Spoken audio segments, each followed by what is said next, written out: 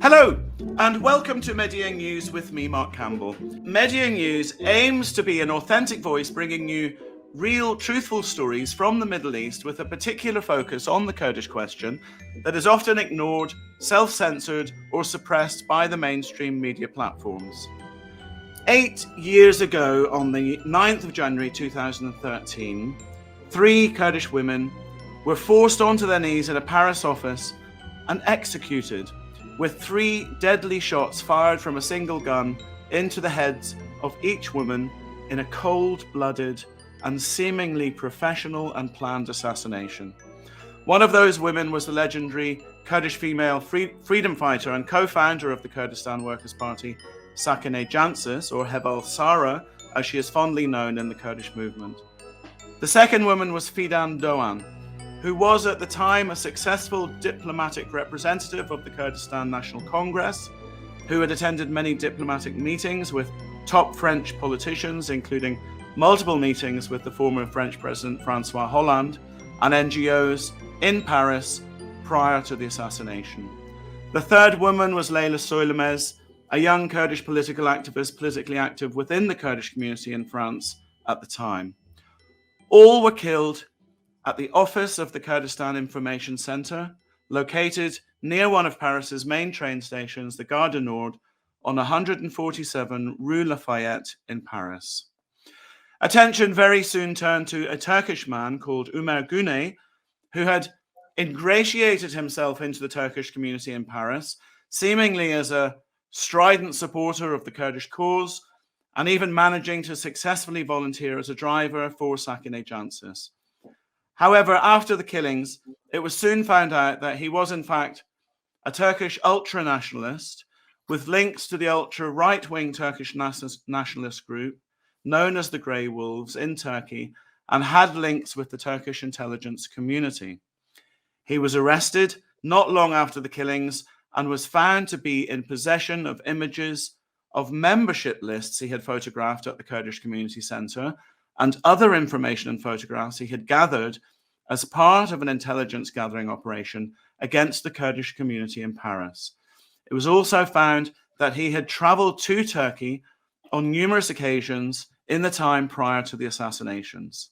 He was the main suspect who had been filmed on CCTV cameras entering the building at 147 Rue Lafayette at the time of the killings, and DNA was reportedly found on him from one or more of the victims. However, the case was closed in 2017 after Ömer Güney died in hospital in December 2016 after suffering from a brain tumor. Then, in May 2019, after pressure from the families of those killed and reportedly new evidence from Turkish intelligence agents captured by the PKK in northern Iraq, the case was reopened. At that time, one of the lawyers for the victims' families spoke to the French news agency AFP about the decision to reopen the case. He said, "It is historic. This marks the end of impunity for political assassinations in France ordered from abroad." That lawyer was Antoine Comte, a lawyer for one of the families. But what has happened since that decision in May 2019? And are we any closer to knowing the truth about what happened on that dreadful day and who was responsible? I am so very pleased and honored to say that we are now joined on the actual anniversary of those notorious killings in Paris by that very same French lawyer, the high-profile and well-known human rights lawyer Antoine Comte, to hear from him directly about any updates to this highly political case. Welcome to you, Monsieur Antoine Comte. Thank you very much for joining us today and taking time from your, I know, very busy day. May I please begin by asking you about your general thoughts on the history of this extraordinary case and on the progress of the case, especially since that important decision to reopen it in 2017. This case is a very important case for me. First, because I knew Fidan And one has to remember that when she was murdered in Paris, in the circumstances you recalled, the president of the European Parliament asked for a minute of silence. In other words, she was very well known, not only as a militant or an activist. I know that in English the words are different, but she was known because she was a very important go-between between the Kurds and the French politicians, the European politicians. She was very often in the European Parliament. And when the president of the European Parliament asked for a minute of silence, I honestly felt very bad, because no authority in France had the guts to do the same thing. Now, one has to recall that for historical reasons, usually linked with the post-Second World War colonial end of the era, of the colonial era, a lot of people were assassinated in France because they considered France was a safe country, which was not true. And the number of people is so important. We tried to work on this issue many years ago with friends, and we discovered every day more and more victims of murderous states. Now this is a concept I have to explain.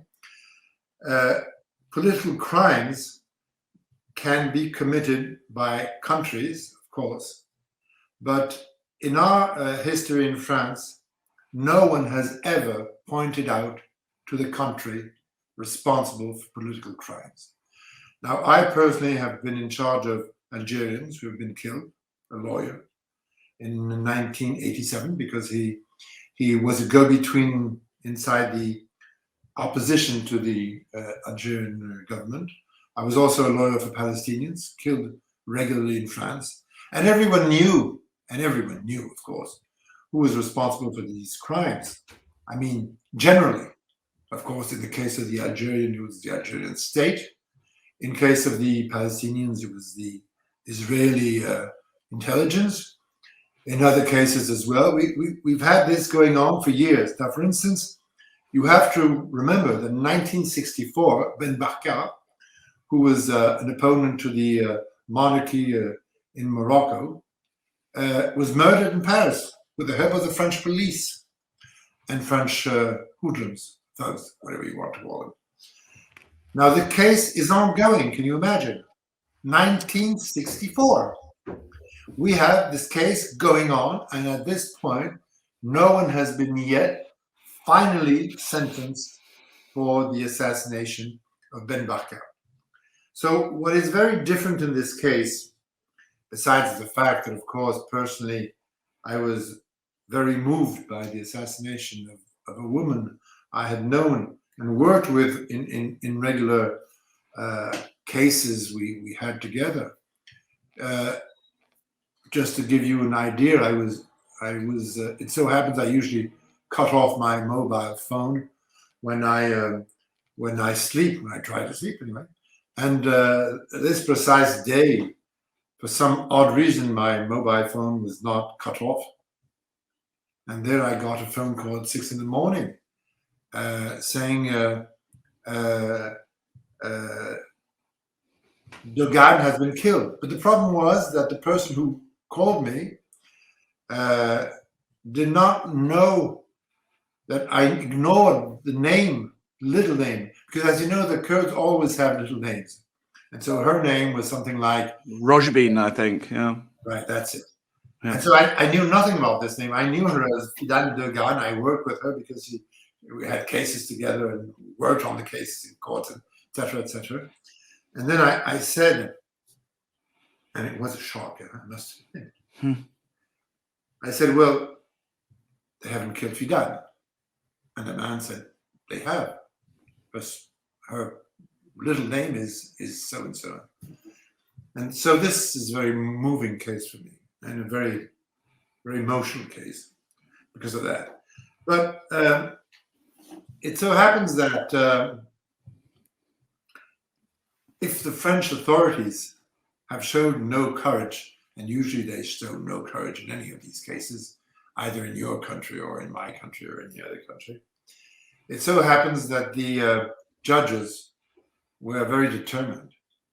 So the first day I came to their office, I said, I knew them very well. They were anti-terrorist judges and I've been defending Irish and Basque and whatever, you know.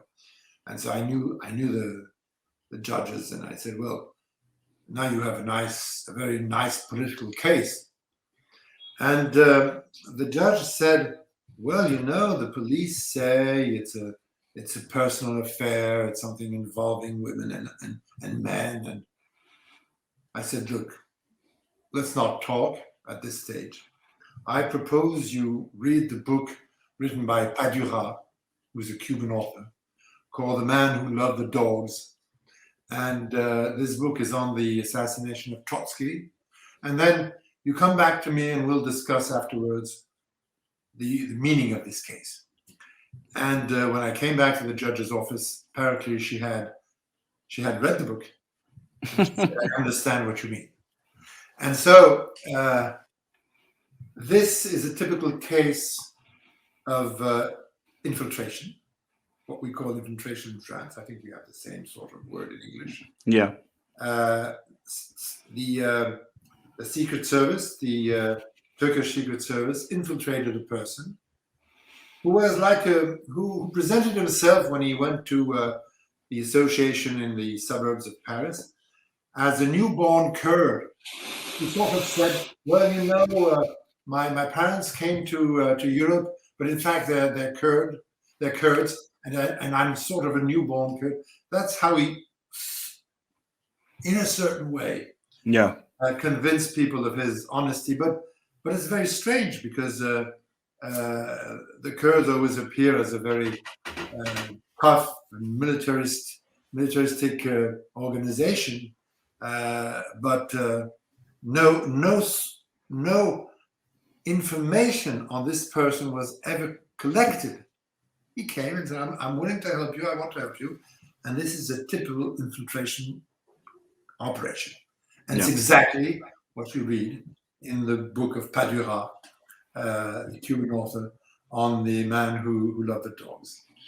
And so this infiltration was highly prepared. And for you to understand why this case is very special, I have to explain that if we did not have the help of the Turkish newspapers, the Turkish journalists, I don't think we would have had any progress made in this case. And perhaps this is one of the reasons why the actual president of Turkey has imprisoned dozens and dozens and dozens of journalists. And probably the number is something like 4,000 at this present day.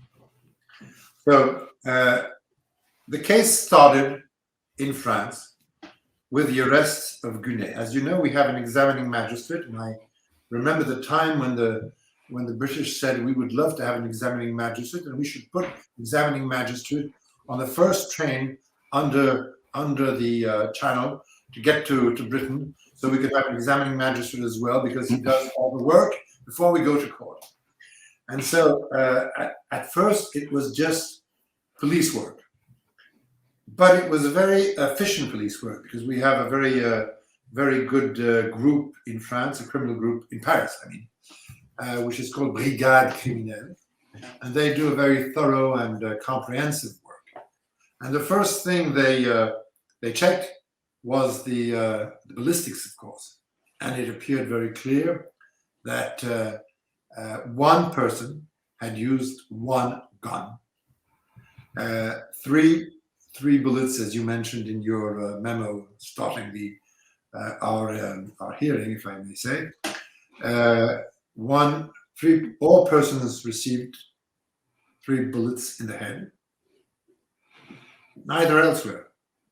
And this was a small caliber, not one that makes a lot of noise, that breaks up the whole bodies. Just 7.65, which is a very low caliber. I think it's a .32 by your analysis in England. And one person had a 4th bullet, which was used after her death, and the gun was put in her mouth. And this was the flag. And this was a sign.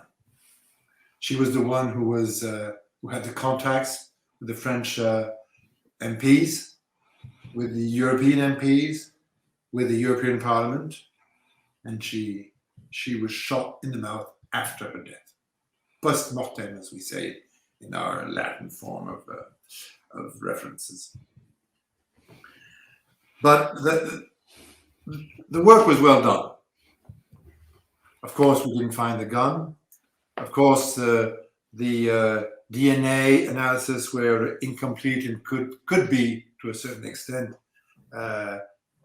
subject to opposition from an efficient lawyer eventually. But we got the help from the Turkish journalists in a matter one can never understand. First thing which came out was the photograph of the passport of Guinée. It was a photograph sent on the paper, and the French didn't have that passport. They had none of that. And this passport was a passport given by the intelligence service. My God. The second thing, which was absolutely unbelievable, was on YouTube.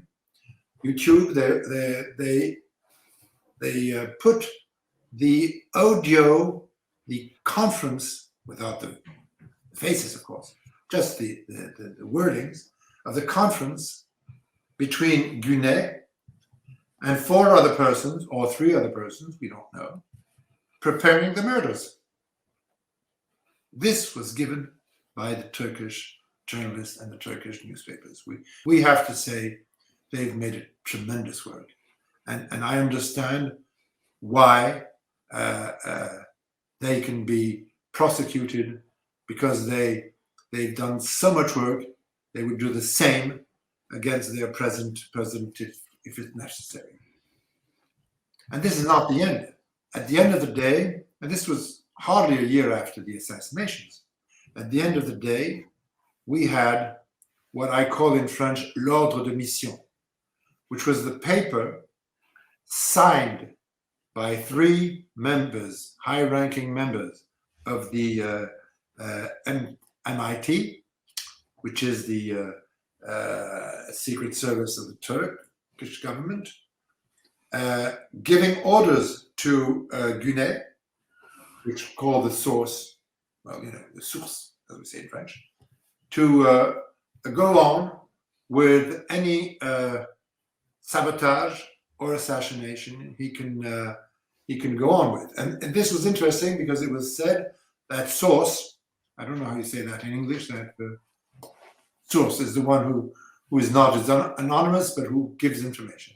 That our source is the one who drives Sakine around in Paris, which was the case because she was trying to obtain her documents for political asylum transferred from Germany to France. So he was the source, of course. He was the man. And we had the discussion. When are you going to commit the work we've asked you to do? How are you going to proceed? Do you have a motorbike to escape? This is how the case came from Turkey. So the murderers came from Turkey, the orders to murder came from Turkey, and the information against these criminals came from Turkey. This is an unbelievable case. We have nothing of that sort. As I said, 1964 Ben Barka case is ongoing. Now, this came by bits and ends, but within a year and a half, we had all the documents we needed.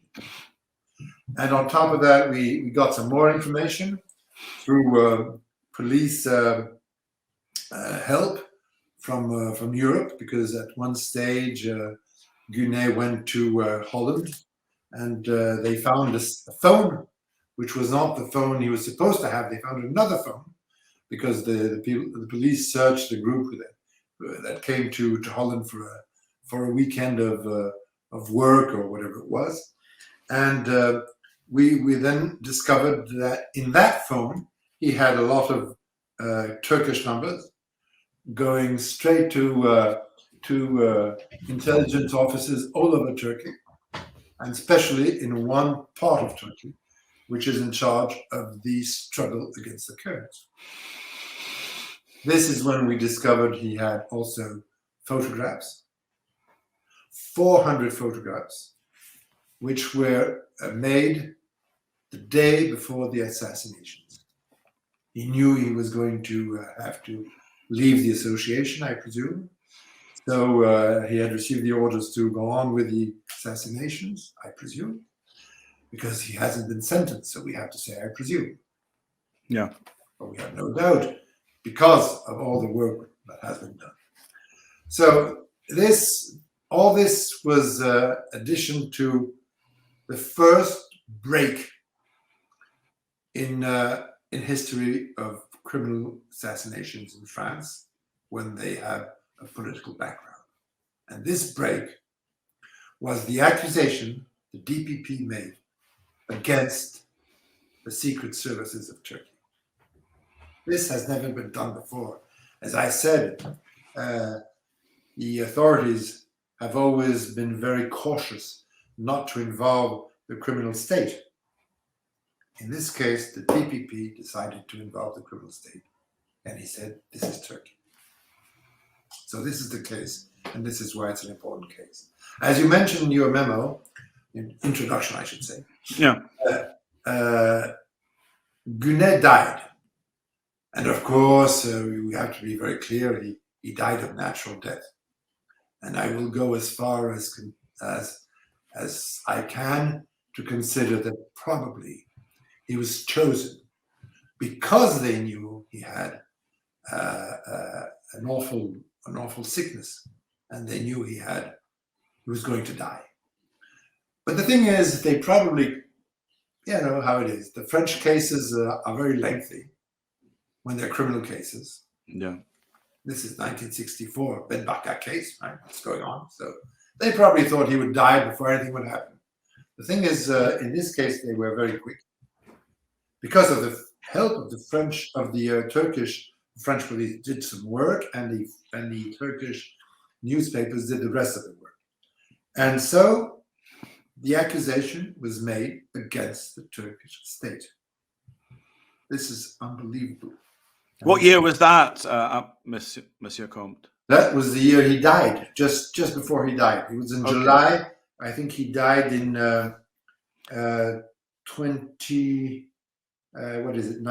19? He died in December 2016, I think. And then... Case closed in 2017, you're right. He died in 2016. The case was supposed to be examined in criminal court in the beginning of 2018.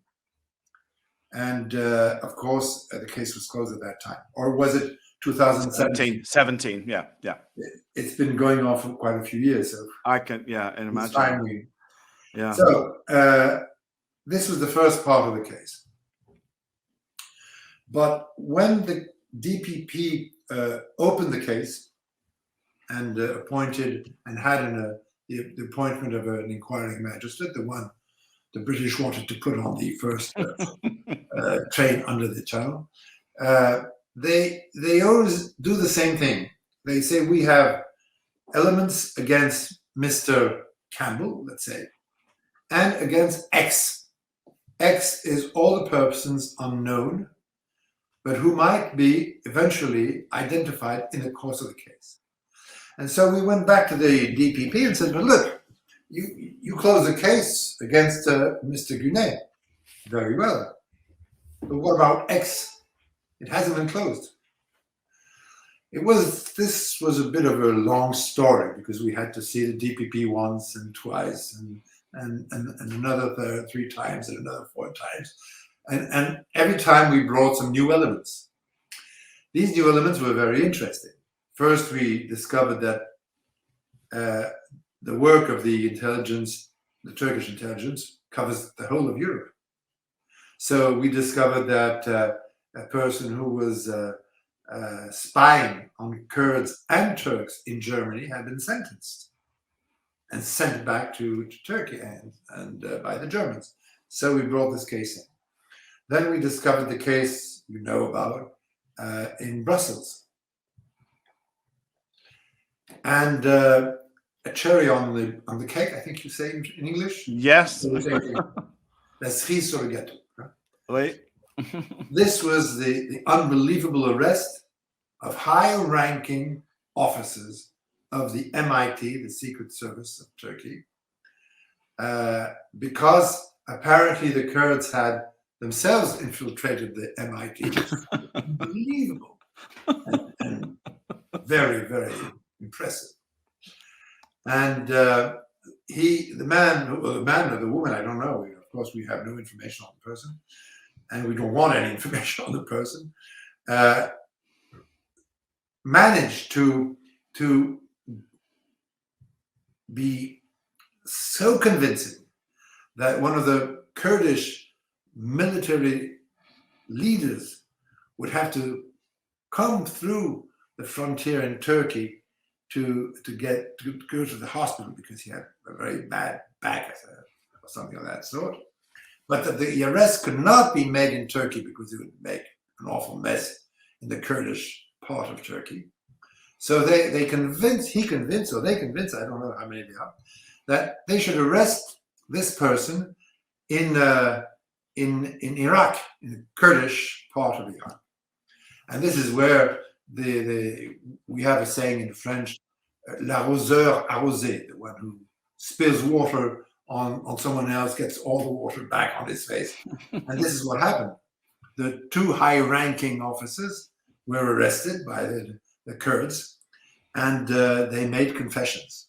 Of course, confessions when they're detained are subject to a certain number of questions. But anyway, they made confessions.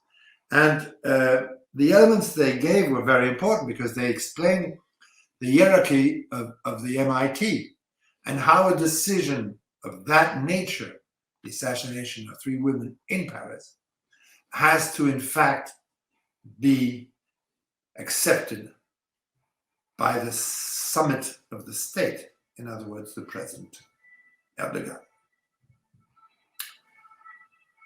That's the case.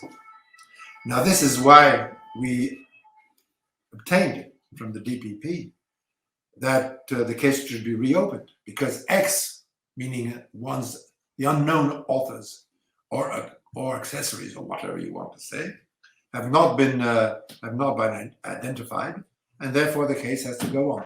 And this is what's going on presently. So it's a great moment for me, nearly 10 years after, 9 years, the assassinations, to say that this case has not been closed. It's been closed once, but it's still going on with new elements coming from all over Europe. And we now know that in Europe, you have networks of intelligence in Turkish intelligence trying to assassinate different people, Kurdish or Turks, because they're opponents. And the last example we have is Austria. And in Austria, a man came to the Austrian police and said, I have received orders to assassinate one of your MPs, who is a Kurdish woman. And the European Parliament has made a communication on that and has protested against that. And the man said, she was the one I should assassinate, but I will not do it because I'm fed up with the assassinations. Of course, one can always think that person has motives of different sort. But anyway, let's say Gunet did not have these motives at all, and he just killed the persons who was who he was supposed to kill. But of course, I presume that because he hasn't been sentenced and he's still considered as innocent. Gosh, Antoine, I mean, that's such a extraordinary case, isn't it? And involving, so many different political aspects. I know as a lawyer, you have to be very careful about what you say in terms of the ongoing case. But just in summary, because I've taken 30 minutes of your time already, in summary, what would be your message to the families of Fidan, Leyla, and Sakine, and all the people who will be attending a demonstration on Sunday on the anniversary of these assassinations? What would be your message in terms of hope that justice will indeed be achieved for the families? Well, let me say I have two messages. One concerns my own country, because I'm a citizen of a country in France, of this country. And this message spreads to all the people, other countries involved in the international coalition against Daesh, what you call ISIS, I believe, in Britain. Mm-hmm. I find it disgusting and profoundly deprived of any dignity to support the Kurds who have fought against Daesh, ISIS, as you say, and not take responsibility to involve clearly in a political message or in a diplomatic way the people who have ordered and went through the assassination of these three women. That would be my first comment. I think it's disgusting and it's deprived, as I say, of any form of dignity and pride. My second message is we will never stop the case till we have people answering for their responsibility within the assassination, whatever their level of responsibility is. We will never stop the case. People will never stop that case. And we have no reason to stop that case because today, in our different systems, impunity cannot be accepted in criminal crimes. In most crimes, they're not accepted, but in criminal crimes, they sort of sometimes get away with murder, if I may say. But this is not acceptable. And if we have to show something to the different governments of our different countries, it's that we do not accept what we call in French la raison d'État, which is the fact that you accept for political reasons, diplomatic reasons, economical reasons to shut up. The people who have ordered the crimes have to be indicted, even if they never come to France, and they will never come to France if we find them, of course. They have to be sentenced in absentia eventually. This is not the problem, but they have to be sentenced. And we have to stop this horrible way of accepting criminal cases for political motives in our country, on our soil. All these three women were legally in Europe. Some of them were born here.